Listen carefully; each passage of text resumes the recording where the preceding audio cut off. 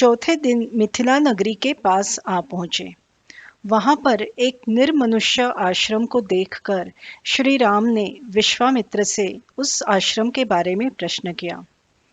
विश्वामित्र कहने लगे, पूर्व काल में महात्मा गौतम अपनी पत्नी अहल्या के साथ यहाँ रहते थे। एक दिन अवसर पाकर गौतम ऋषि आश्रम में नहीं है, ये देखकर इंद्र उनका रूप धारण करके आश्रम में घुस आया। अहल्या ने उसे पहचान कर भी इंद्र अपनी अभिलाषा कर रहा है, ये सोचकर उसका विरोध नहीं किया।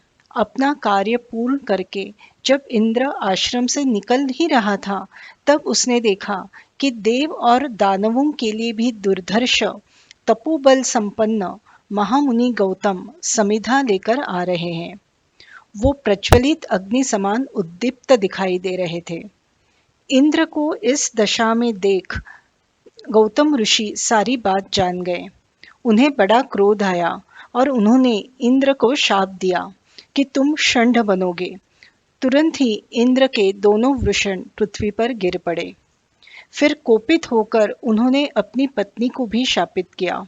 इह वर्ष सहस्राणि बहुनी निवसिष्यसि वातभक्षा निराहारा तप्यन्ति भस्मशायिनी अदृश्या सर्वभूतानाम् आश्रमेऽस्मिन् वसिष्यसि तद्वनं घोरं रामो दशरथात्मजः आगमिष्यति दुर्धर्षस्तदा पूता भविष्यसि तस्यातिथ्येन दुर्वृत्ते लोभमोह विवर्जिता मत्सकाशं मुदा युक्ता स्वं वपुर धारयिष्यसि।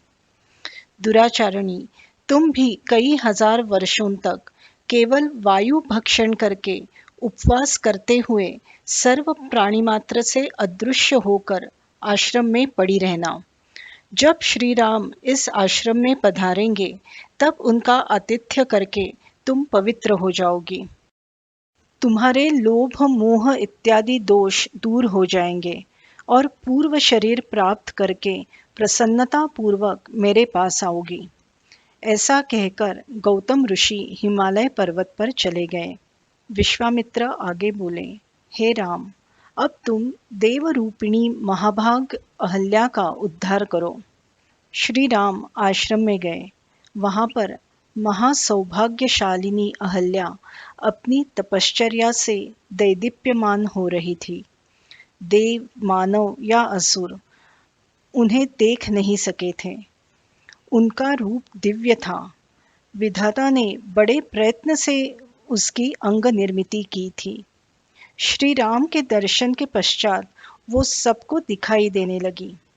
श्री राम ने उसे चरण स्पर्श करके वंदन किया।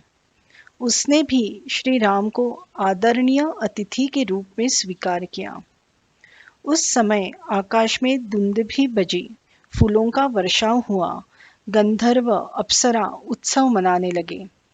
महात्मा गौतम के अधीन रहने वाली अहल्या ने तपशक्ति से विशुद्ध रूप प्राप्त कर लिया था। ये देखकर देव उसकी प्रशंसा करने लगे। गौतम ऋषि भी उसे पुनः प्राप्त करके प्रसन्न हो गए। उन्होंने भी श्री राम की विधिवत पूजा की। फिर विश्वामित्र के साथ राम लक्ष्मण मिथिला पहुँचे। जनक राजा ने अपने पुरोहित शतानंद के साथ उनका स्वागत किया। शतानंद अहल्या के पुत्र थे।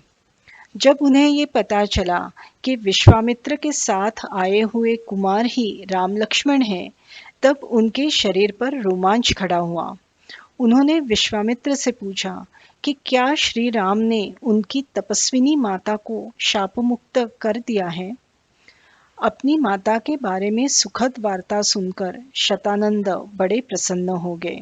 फिर शतानंद राम को विश्वामित्र के अचिंत्य चरित्र का वर्णन करने लगे।